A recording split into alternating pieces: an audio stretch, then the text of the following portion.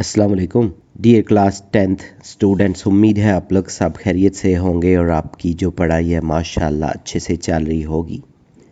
इस बुक से रिलेटेड मज़ीद वीडियोस या नोट्स की ज़रूरत हो तो चैनल पे इसकी प्लेलिस्ट मौजूद है। इसके अलावा वीडियो की डिस्क्रिप्शन में भी प्लेलिस्ट का लिंक दिया गया है। तो इस वीडियो में हम जो सबक नंबर 10 है बाबुल के खंडर दुनिया मेरे आगे, जमीलुद्दीन आली का लिखा हुआ है।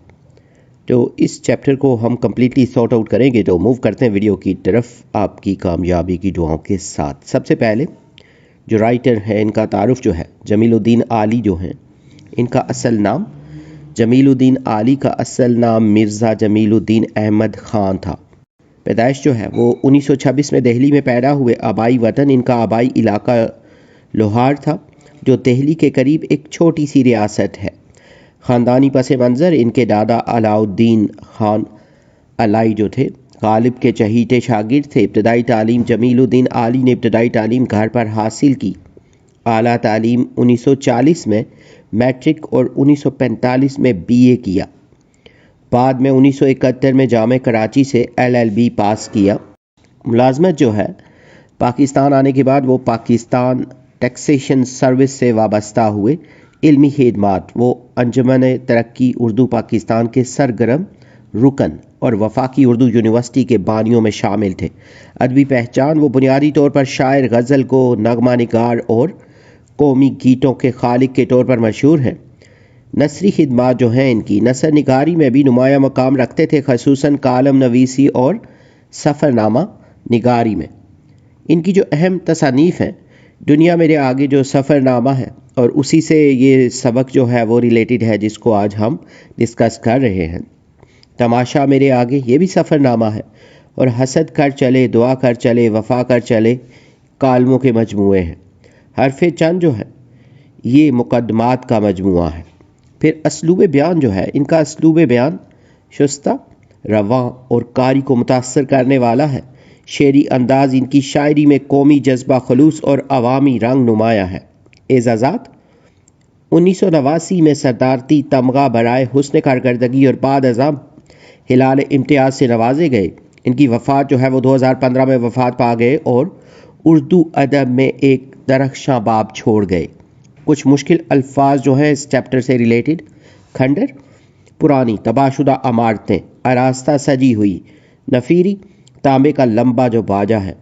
फिर मुसाफत, फासला, सफ़र, नायाब जो आसानी से ना मिले, सल्तनत, बादशाहत, हुकूमत, रिवायत, पुरानी कहानी या बात, इंकिशाफ, ज़ाहिर होना, आसार कदीमा, पुरानी तहजीबों के निशानात, पादाश, सज़ा, बदला, मुआयना, जायज़ा लेना, कानून दहिंदा, कानून बनाने वाला, अमारत जैसे तामीर वगैरह है, बामे अरूज, बुलंदी तरक्की की इंतहा, फसील, दीवार हिफाजत, दोहरिया जो है खुदा को ना मानने वाला, नामकबूल, पसंद न किया जाने वाला, शहनशाह बादशाहों को बादशाह, कब्ज़ा, कंट्रोल, इख्तियार, और मोहल्लात जो है बादशाही इमारतें, मुहतसिब, निगरानी करने वाला, इशरत खाने, ऐशो आराम की जगह, मफलूकुल हाल, गरीब, तंग दस्त, जबरूत, ताकत ज़ोर।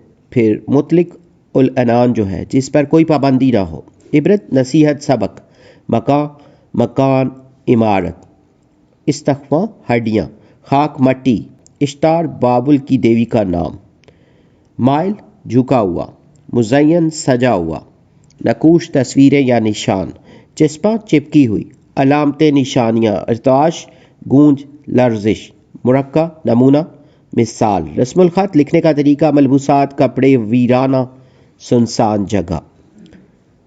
खुलासा जो है इस चैप्टर का, ये सबक जमालुद्दीन आली के सफ़रनामे दुनिया मेरे आगे से लिया गया है। मुसन्निफ़ ने बाबुल की तारीख़ी खंडरों का सफ़र बयान किया है जहाँ कभी एक अजीम सल्तनत आबाद थी। वो बताते हैं कि बाबुल दुनिया की कदीम तरीन तहजीबों में से एक था जहाँ कानून, फ़न तामीर और तहजीब ने जन्म लिया। वक्त नसर के दौर में ये शहर अरूज पर था मगर वक्त के साथ तबाह हो गया। मुसन्निफ़ बाबुल के खंडरों को देख कर सोचते हैं कि दुनिया की शान व शौकत आर्जी है। वो एक इराकी गाइड के अल्फाज से मुतासिर होते हैं जो बादशाहों की ताकत पर हंसता है। आखिर में مصنف عبرت حاصل کرنے کی تلقین کرتے ہیں کہ طاقت اور دولت فانی ہے، اصل یاد وہی رہتی ہے جو انسان دوسروں کے لیے بھلائی کرتا ہے۔ مرکزی خیال جو ہے، سبق کا مرکزی خیال یہ ہے کہ دنیا کی شان، طاقت اور دولت ہمیشہ قائم نہیں رہتی۔ بڑے بادشاہ اور سلطنتیں وقت کے ساتھ مٹ جاتی ہیں، مگر انسانیت، نیکی اور خدمت خلق ہمیشہ زندہ رہتی ہیں۔ بابل کے کھنڈرات انسان کو یاد دلاتے ہیں کہ اصل عظمت کردار اور عمل صالح میں ہے، نہ کہ جاہ و جلال میں۔ بالکل لیسن کے سٹارٹ میں یہ چھوٹا ایک پورشن ہے، پڑھنے سے پہلے پوچھیں تو یہاں پہ 2 کوسچن ہیں۔ تو اس میں فرسٹ والا جو ہے، سفر کے متعلق لکھی جانے والی تحریر کو کیا کہتے ہیں؟ تو سفر کے متعلق لکھی جانے والی تحریر کو سفر نامہ کہتے ہیں۔ اس میں مصنف اپنے سفر کے حالات، مشاہدات اور تجربات کو دلچسپ انداز میں بیان کرتا ہے۔ عراق کا دارالحکومت کون سا ہے؟ تو عراق کا دارالحکومت بغداد ہے۔ یہ تاریخی، ثقافتی اور تعلیمی لحاظ سے ایک نہایت اہم شہر ہے۔ اس کے بعد ایکسرسائز میں یہ کچھ سوالات ہیں، سبق کو پڑھ کر درجہ ذیل سوالات کے جوابات دیں۔ تو اس میں جو فرسٹ کوسچن ہے، میر صاحب نے بابل جانے کا کیا طریقہ بتایا؟ میر صاحب نے بتایا کہ پرانے زمانے میں لوگ رتھوں پر سفر کرتے تھے، جنہیں سفید گھوڑے کھینچتے تھے۔ راستے میں پڑاؤ ہوتے تھے، رات کو مشعلیں جلتی تھیں اور صبح نفریوں کی آواز پر سفر دوبارہ شروع ہوتا تھا۔ سیکنڈ کوسچن جو ہے، میر خلیل الرحمن کے مطابق رتھ میں سفر کرنے میں کیا مشکلات پیش آ سکتی تھیں؟ میر خلیل الرحمن کے مطابق آج کے دور میں رتھ بنوانا مشکل ہے، کیونکہ کوئی کمپنی تیار نہیں ہوگی۔ اس کے علاوہ سفید گھوڑے نایاب ہیں اور رتھ میں سارا دن کھڑے رہنا تھکا دینے والا کام ہے۔ نیکسٹ کوسچن جو ہے، مصنف نے بخت نصر اور حمورابی کے متعلق جو معلومات دی ہیں انہیں اپنے الفاظ میں لکھیں۔ تو حمورابی نے 3000 سال پہلے قانون اور معاشرتی اصول قائم کیے۔ بخت نصر نے بابل کو دوبارہ عروج پر پہنچایا، لیکن وہ دوہریا تھا، یعنی خدا کو نہیں مانتا تھا، اسی لیے اپنی قوم میں نامقبول ہوا۔ بابل کے کھنڈروں میں گھومتے ہوئے مصنف کو ایک عجیب سی آزادی کیوں محسوس ہو رہی تھی؟ مصنف کو وہاں آزادی اس لیے محسوس ہوئی کہ وہاں کوئی پہرے دار یا محتسب نہیں تھا جو ان کی باتوں یا حرکات پر پابندی لگائے۔ وہ ان کھنڈروں میں مکمل آزادی اور سکون محسوس کر رہے تھے۔ نیکسٹ کوسچن جو ہے، میں ایک چھوٹا آدمی ہوں مگر میں زندہ ہوں اور زندہ رہوں گا، گائیڈ کے اس جملے کی وضاحت کریں۔ اس جملے کا مطلب یہ ہے کہ بادشاہ مر گئے مگر عام انسان زندہ ہیں۔ گائیڈ کہنا چاہتا تھا کہ اقتدار اور دولت عارضی ہیں، مگر انسانی سچائی اور شعور ہمیشہ زندہ رہتا ہے۔ باب اشتار جو ہے کے متعلق مصنف نے کیا معلومات دی ہیں؟ باب اشتار جو ہے سرخ پختہ اینٹوں کا اونچا دروازہ تھا جو اشتار دیوی سے منسوب تھا۔ اس پر بیلوں، شیروں اور اژدہوں کے نقوش بنے تھے اور یہ بابل کی شان و شوکت کی علامت تھا۔ ایکسرسائز میں جو لکھنے کا پورشن ہے، اس میں کچھ جو محاسن بیان ہوئے ہیں، رپورٹ، سفر نامہ اور روداد اور یادداشت آبیٹی میں فرق جو ہے۔ تو تجزیاتی رپورٹ جو ہے ایسی تحریر جس میں پیش آنے والے واقعات یا حادثات کو سچائی کے ساتھ بیان کیا جائے اور ان میں ادبی اور فنی خوبیوں کا خیال رکھا جائے، تجزیاتی رپورٹ کہلاتی ہے۔ یہ تحریر چشمدید واقعات پر مبنی ہوتی ہے جس میں حقائق کو مسخ نہیں کیا جاتا۔ سفر نامہ جو ہے، سفر نامہ اس تحریر کو کہتے ہیں جس میں سفر کے تجربات، مشاہدات اور واقعات کو دلچسپ انداز میں بیان کیا جائے۔ اس میں مقام کی تاریخ، تہذیب اور لوگوں کے معاشرتی زندگی کی جھلک دکھائی دیتی ہے۔ اردو کا پہلا سفر نامہ نگار جو ہے یوسف کمبل پوش تھا۔ اس کے بعد روداد جو ہے، روداد فارسی لفظ ہے جس کے معنی ہے کسی واقعے یا تقریب کی رپورٹ۔ یہ کسی اجلاس، مشاعرے، حادثے یا جلسے کی مکمل کارروائی کا مختصر بیان ہوتا ہے۔ اس میں لکھنے والا اپنے مشاہدے کے مطابق سادہ اور جامع انداز میں بات پیش کرتا ہے۔ یادداشت یا روزنامچہ جو ہے، یادداشت ایک ذاتی نوعیت کی تحریر ہوتی ہے جس میں مصنف کے خیالات، تجربات اور دلچسپ واقعات شامل ہوتے ہیں۔ یہ اکثر روزانہ لکھی جاتی ہے اور لکھنے والے کی شخصیت اور سوچ کو ظاہر کرتی ہے۔ خواجہ حسن نظامی اور حکیم محمد سعید کی یادداشتیں مشہور ہیں۔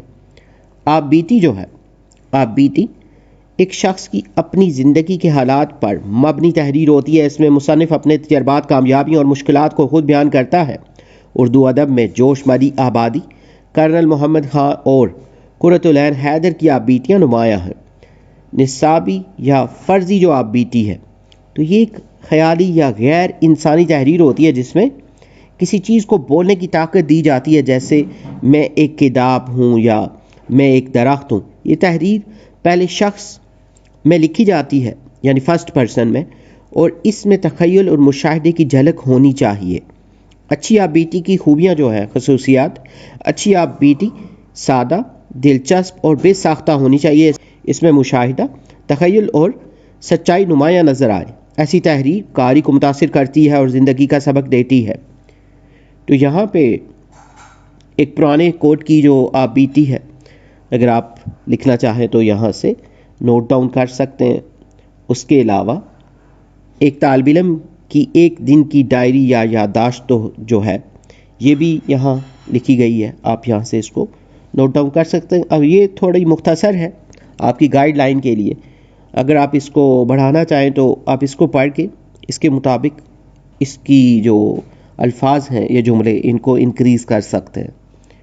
اس کے بعد ایکسرسائز میں ایک کوشچن تھا کہ کچھ ٹاپک دیے ہیں جن کے اوپر سپیچ لکھنی ہے، تقریر، تو کیونکہ یہ کرنٹ جو ایشوز ہیں اس میں آتے ہیں اور یہ مضمون کے طور پہ آ سکتے ہیں پیپر میں، تو ان کے کچھ چھوٹے ہیڈنگز بنا کے یہاں دیے گئے ہیں ان مضامین کے لیے، تاکہ آپ کو اس سے ہیلپ ہو جائے اگر آپ مضمون کے طور پہ نا اس کو پڑھنا چاہیں، یاد کرنا چاہیں۔ تو اس میں پہلے جو تھا یہ قدرتی وسائل کا تحفظ، اس کے بعد سوشل میڈیا کے آداب ہیں، تو اس کی بھی ہیڈنگز کو چھوٹا کر کے لکھا ہے تاکہ آپ کو اس کی انڈرسٹینڈنگ ہو جائے، تو ہیڈنگز کے مطابق آپ اس کو بڑھا سکتے ہیں۔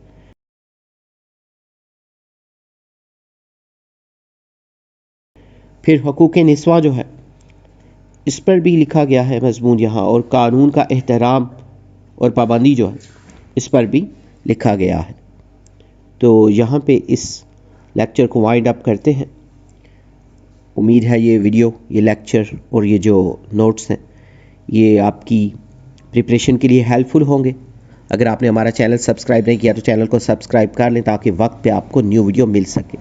اگر کوئی کویسچنز یا سجیشنز ہوں تو کمنٹ سیکشن میں مینشن کر سکتے ہیں۔ اس بک کی جو پلے لسٹ ہے آلموسٹ کمپلیٹ ہو رہی ہے۔ آپ کی کامیابی کی دعاؤں کے ساتھ جلد نیو ویڈیو میں نئے لیکچر کے ساتھ ملیں گے۔ Have a nice time.